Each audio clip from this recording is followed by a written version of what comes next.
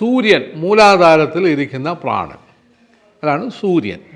സൂര്യൻ മൂലാധാരത്തിൽ നിന്ന് ആരോഹണമായിട്ട് യാത്ര ചെയ്ത് നേരെ വന്നിട്ട് ആറാമത്തെ സെൻറ്ററിലേക്ക്, അതായത് മുകളിലുള്ള ആറാമത്തെ ചക്രയിൽ മുതൽ അല്ലെങ്കിൽ ഏഴാമത്തെ ചക്ര വരെ വരുന്നു. അപ്പം ഒരു സർക്കിൾ മുകളിലായി. ഇതിനാണ് ഉത്തരായണം എന്ന് പറയുന്നത്. അപ്പം പ്രാണൻ ശിരസിലേക്ക് വരുമ്പോൾ ഉത്തരായണവും, തിരിച്ച് അതേ പ്രാണൻ എന്ത് ചെയ്യുന്നു, മൂലാധാരത്തിലേക്ക് തിരിച്ച് വരുന്ന സമയത്ത് ദക്ഷിണായനം. അപ്പം 6 ഗുണം 6, 6 ഗുണം 2, അതായത് അകത്ത് മുകളിലോട്ട് പോകുന്നത് 6 തിരിച്ച് വരുമ്പോൾ ഒരു 6, അങ്ങനെ 12. അങ്ങനെ 12 രാശിയിൽ കൂടി ഈ പ്രാണൻ ഏറി ഇറങ്ങിയാൽ 1 വർഷമായി. ഇതെങ്ങനെയാണെന്ന് പറഞ്ഞാൽ വെറും നമുക്ക് 30 സെക്കൻഡ് കൊണ്ട്, അതായത് 1 മിനിറ്റ് 60 സെക്കൻഡ്, അര മിനിറ്റ് കൊണ്ട് ഒരു ക്രിയ നിങ്ങൾക്ക് ചെയ്യാൻ സാധിക്കും. അപ്പം നമുക്ക് 1 വർഷം കൊണ്ട് കിട്ടുന്ന അനുഭവം ഒരു ക്രിയയിൽ കൂടി നമുക്ക് ഏറ്റി ഇറക്കാൻ നമുക്ക് ഈ പിണ്ടാണ്ടത്തിൽ സാധിക്കും. അങ്ങനെയാണ് നമുക്ക് ബ്രെയിൻ എക്സ്പാൻഷൻ വരുന്നത്. അപ്പം ആ ഒരു മിനിറ്റ് കൊണ്ട് നിങ്ങൾക്ക് 2 പ്രാവശ്യം സൂര്യൻ കയറി ഇറങ്ങാൻ നിങ്ങൾക്ക് സാധിക്കും. അപ്പം 2 പ്രാവശ്യം എന്ത് ചെയ്ത് 2 സെല്ല് ഇവിടെ ആക്ടിവേറ്റ് ആയി കഴിഞ്ഞു. അങ്ങനെ ഒരു ദിവസം 21,600 ശ്വാസം, 21,600 പ്രാവശ്യം നിങ്ങൾ കയറ്റി ഇറക്കിയാൽ 21,600 വർഷം നിങ്ങൾക്ക് എന്ത് കിട്ടി, ബ്രെയിൻ എക്സ്പാൻഷനായി കിട്ടി. ഇത്രയേ ഉള്ളൂ സംഭവം. അപ്പോൾ പലപ്പോഴും ഗുരുജി പറയുന്നൊരു കാര്യമുണ്ട്, അതായത് നമ്മൾ 100 എണ്ണം 1000 എണ്ണം എടുത്താൽ ചിലപ്പോൾ ഒരെണ്ണമായിരിക്കും അത് വർക്കൗട്ട് ആവുന്നത്. നമ്മൾ 1000 ക്രിയകൾ ചെയ്യുന്ന സമയത്ത് അത് അങ്ങനെയല്ല. ഇത് എന്തെന്ന് പറഞ്ഞാൽ നമ്മുടെ സപ്തധാതുക്കൾ ശുദ്ധിയായി കഴിഞ്ഞാൽ, ഇപ്പം രക്തം, മജ്ജ, മാംസം, ശുക്ലം, ത്വക്ക്, അസ്ഥി, പിന്നെ ഇതിങ്ങനെ 7 ധാതുക്കൾ, ഇങ്ങനെ 7 രസം, ഇങ്ങനെ 7 ധാതുക്കൾ ശുദ്ധിയായി കഴിഞ്ഞാൽ നിങ്ങൾക്ക് പെട്ടെന്ന് ഇത് കയറാനും ഇറങ്ങാനും സാധിക്കും. ശുദ്ധി ആകാത്തത് കൊണ്ടാണ് നമുക്ക് ഏറ്റവും ഇറക്കവും ഇല്ലാത്തത്. അതുകൊണ്ടാണ് നേരത്തെ ഘടയോഗം ചെയ്യാൻ പഠിപ്പിക്കുന്നത്. ഘടയോഗം എന്ന് പറഞ്ഞാൽ വെറും ഘടയോഗം മാത്രമല്ല, മരുന്നുകൾ കഴിക്കണം, യോഗ ചെയ്യണം. മരുന്നുകൾ എന്ന് പറഞ്ഞാൽ അലോപ്പതി മരുന്നുകളല്ല, ആയുർവേദത്തിൽ ചിട്ടപ്പെട്ട മരുന്നുകളൊക്കെ ഉണ്ട്.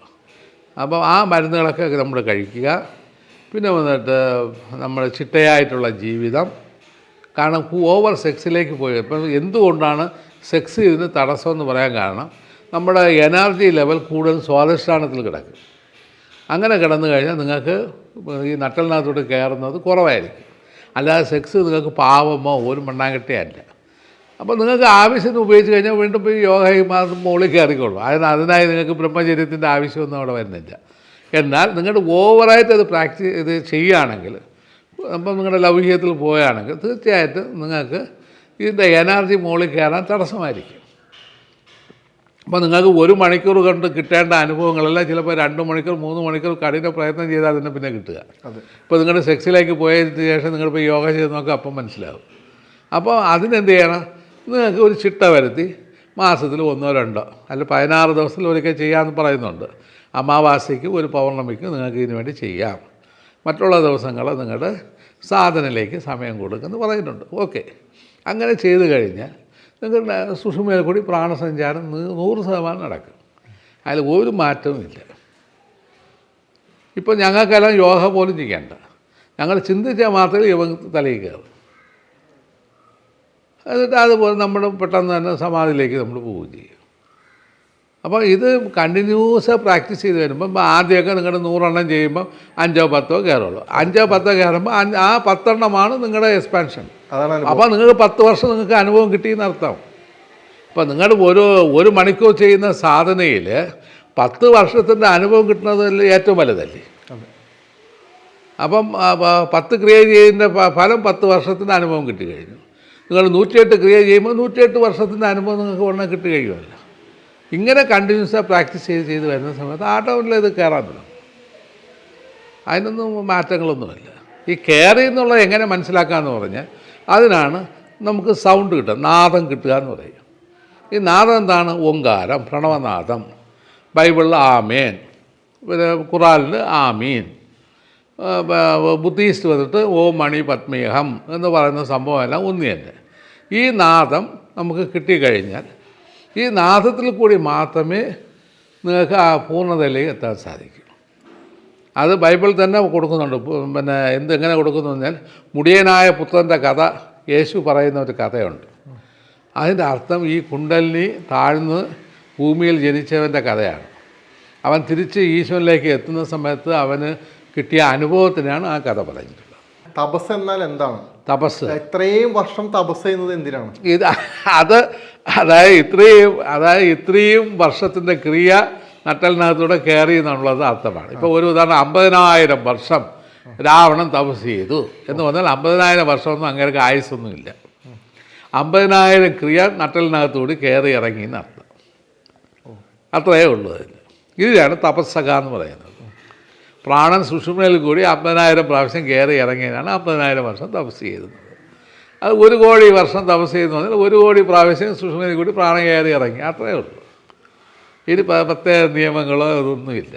പലപ്പോഴും ഈ തപസ്സിലിരിക്കുന്ന ആളുകൾ ഭക്ഷണമോ വെള്ളമോ ഒന്നും കഴിക്കാറില്ല എന്നുള്ളൊരു, അത് എങ്ങനെയെന്നാൽ വിദേഹമുക്തന് മാത്രമേ അത് സാധിക്കുള്ളൂ.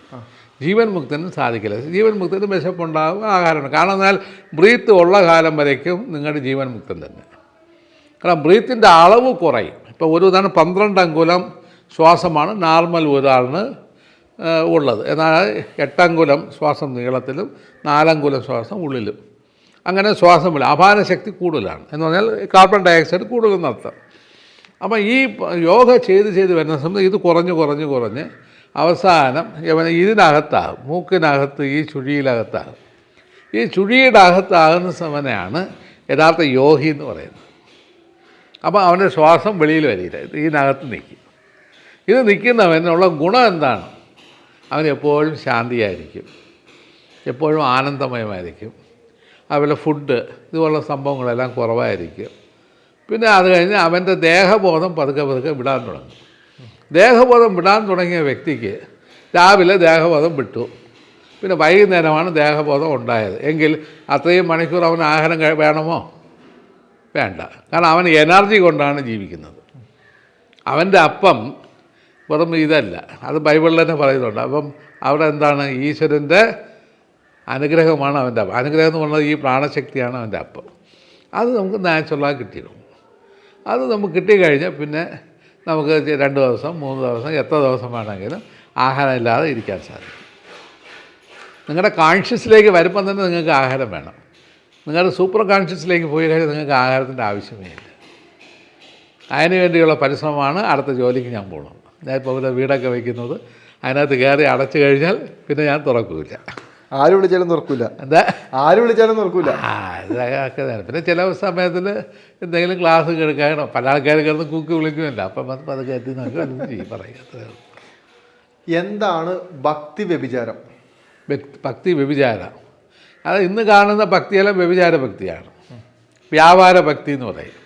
നമ്മളിപ്പം ഒരു ക്ഷേത്രത്തിൽ പോയാൽ ആഗ്രഹങ്ങൾ തേടിയാണ് പോകുന്നത്. അതെ, ദൈവമേ അത് തരണം, ദൈവമേ ഇത് തരണം, ദൈവമേ അത് തരണം എന്നൊക്കെ പറഞ്ഞിട്ടുണ്ട്. കാരണം എല്ലാവരുടെ ആഗ്രഹ നിവൃത്തിക്ക് വേണ്ടി ഈശ്വരനെ വെച്ചിട്ടുണ്ട്. അതെ അതെ, ഇതിനെയാണ് വ്യഭിചാര ഭക്തി എന്ന് പറയുന്നത്. അതേ സമയത്ത് എനിക്ക് ഒന്നും വേണ്ട, നിന്നെ മാത്രം മതി എന്ന് ആരാണോ ഭക്തിയിലിരിക്കുന്നത് അവൻ റിയൽ ഭക്തിയാണ്, അവന് വ്യഭിചാരമല്ല. അവൻ്റെ ഭക്തി എന്ന് പറയുന്നത് പാതിവൃത്യമുള്ള ഭക്തിയാണ്. പതിവ്രതാ ഭക്തി എന്ന് തന്നെ പറയും. മറ്റു ഭക്തിയല്ല വ്യാപാരവും വ്യഭിചാരവും തന്നെ. നമ്മളിപ്പോൾ ഇന്ന് കാണുമ്പോൾ ഒരാൾ പള്ളിയിൽ പോകുന്നു, പ്രാർത്ഥിക്കുന്നു, അടുത്ത അമ്പലത്തിൽ പോകുന്നു, പ്രാർത്ഥിക്കുന്നു, വേറെ എവിടെയും പോയി ഒരു അമ്പലത്തിൽ പോകുന്നു. ഇവർക്ക് എവിടെയാണ് പോകേണ്ടതെന്ന് ഇവർക്ക് ധാരണയില്ല. പല ആളുകൾക്കും പല ആളുകളും ഇപ്പം അമ്പലത്തിൽ പോകുന്നു, പിന്നെ പള്ളിയിൽ പോകുന്നു, പിന്നെ അടുത്തൊരു കപ്പേളയിൽ പോയി മെഴുതിരെത്തിക്കുന്നു, പിന്നെ വേറെ ക്ഷേത്രത്തിൽ പോകുന്നു. ഇങ്ങനെ മാറി മാറി ആൾക്കാർക്ക് ഇപ്പം എങ്ങോട്ടാണ് പോകേണ്ടത്, ഞാൻ എന്താണ് ചെയ്യേണ്ടതെന്നൊരു ധാരണയില്ല ആളുകൾ. അത് ധാരണ ഉണ്ടാവില്ല. കാരണം ഈ ഇതിന് ഈ ഒരു സൂഫി ഉണ്ടായിരുന്നു, മുല്ല എന്ന് പറഞ്ഞിട്ടൊരു സൂഫി ഉണ്ടായിരുന്നു. അതേ എപ്പോഴും ഒരു കയ്യിലൊരു വിളക്കം പിടിച്ചിട്ട് അടുത്ത വീടുകളിൽ കയറി പോവും, ബീഡി വലിക്കാൻ തീ തായേന്ന് പറഞ്ഞിട്ട്. അപ്പോൾ കയ്യിൽ വിളക്കാണ് വെച്ചിട്ടുള്ളത്. വിളക്കെന്ന് പറഞ്ഞാൽ ശരിക്ക് മറ്റേ മണ്ണെണ്ണ ഒഴിച്ച ഒരു വിളക്ക്. എന്നിട്ട് ബീഡി വലിക്കാൻ പോകുന്നതാണ് അടുത്ത വീടുകളിലാണ്. അദ്ദേഹം മനഃപൂർവ്വം അത് ചെയ്യുകയാണ്. കാരണം അങ്ങനെ ഭയങ്കര ജ്ഞാനിയാണ്. അപ്പം ആൾക്കാരെല്ലാം നോക്കിയിട്ട് നിൻ്റെ കയ്യിൽ വിളക്കിരിക്കുകയില്ലേ, അപ്പം നീ വന്നിട്ട് ഈ വിളക്കിലൊന്ന് കത്തിച്ചാൽ പോരെ. അങ്ങനെയാണ്, എങ്കിലങ്ങനെ എന്ന് പറഞ്ഞാൽ അങ്ങനെ പുള്ളി ഡാൻസ് ചെയ്യും. അപ്പം ഇതുപോലെ നമ്മുടെ എല്ലാവരും ഉള്ളിലുള്ള വിളക്കിനെ അതിൻ്റെ നല്ലവണ്ണം അതിനെ പ്രചോദനം കൊടുക്കാതെ, അതിനെ ദീപം ഏറ്റിക്കാതെ നമ്മൾ വെളിയിൽ പോയി ഈ വിളക്കിനെ തേടി പോകേണ്ട ആവശ്യമൊന്നുമില്ല, തീപ്പെട്ടി തേടി പോകേണ്ട ആവശ്യമില്ല. ഉള്ളിലുള്ള വിളക്കിനെ കറക്റ്റായിട്ട് എക്സ്പാൻഷൻ ചെയ്താൽ മതി. സെക്കൻഡ്ലി വന്നിട്ട് നിങ്ങളുടെ എവിടെ പോയി എന്ത് പ്രാർത്ഥിച്ചാലും ഒരു ഫലവും നിങ്ങൾക്ക് കിട്ടുകയില്ല. എന്തുകൊണ്ട് കിട്ടൂല എന്ന് പറഞ്ഞാൽ നിങ്ങളുടെ ഒരു പ്ലാനോട് കൂടിയാണ് ഭൂമിയിൽ ജനിച്ചത്. ഈ പ്ലാൻ വന്നിട്ട് തീർച്ചയായും നിങ്ങൾ അവിടെ ചോദിച്ചാലും ചോദിച്ചില്ലെങ്കിലും നിങ്ങൾക്ക് തീർച്ചയായിട്ടും സാധിക്കും. അതിൽ ഒരു മാറ്റവും ഇല്ല. അത് മാറ്റമില്ലാതെ കാരണം എന്താണ്? നിങ്ങളുടെ അതായിട്ടാണല്ലോ നിങ്ങൾ വന്നത്. കാരണം ഈശ്വരന് എല്ലാത്തിലും നിറഞ്ഞു നിൽക്കുകയില്ലേ. അപ്പോൾ ഉള്ളിലിരിക്കുന്ന ഈശ്വരനും എന്നിലും നിങ്ങളിലും അവളിലും എല്ലാത്തിലും ഇരിക്കുകയില്ലേ. ആ ഈശ്വരനിലേക്ക് നിങ്ങളുടെ അകത്ത് കയറിയാൽ പോരെ. അകത്ത് കയറി നിങ്ങളുടെ ഒന്ന് ചോദിച്ചാൽ മതി, ഞാൻ എന്ത് ചെയ്യണമെന്ന് മാത്രം ചോദിച്ചാൽ മതി. എനിക്ക് താഴ്ന്ന് ചോദിക്കേണ്ട ആവശ്യമില്ല, എന്ത് ചെയ്യണമെന്ന് മാത്രം ചോദിച്ചാൽ മതി. ആ ചോദ്യത്തിന് ആൻസർ കറക്റ്റായിട്ട് കിട്ടും. അതുപോലെ നമ്മൾ നടന്നാൽ മതി, തീർച്ചയായിട്ടും നമുക്ക് എത്തേണ്ടടുത്ത് എത്താൻ സാധിക്കും. ഇത് അനുഭവിക്കാനോ അറിയാത്ത ഒരു വ്യക്തിയാണ് ഈ വെളിയുള്ള അമ്പലങ്ങളെല്ലാം ഓടി ജന്മങ്ങളെ പാഴാക്കി. പിന്നെ കുറേ പൂജാരിമാർക്കും കുറേ പള്ളിയിലെ അച്ഛന്മാർക്കെല്ലാം പൈസ കിട്ടും. അവരുടെ ഉദരം വേഷം ഉദരം രക്ഷപ്പെടണമല്ല, അതിന് വേണ്ടി തന്നെ.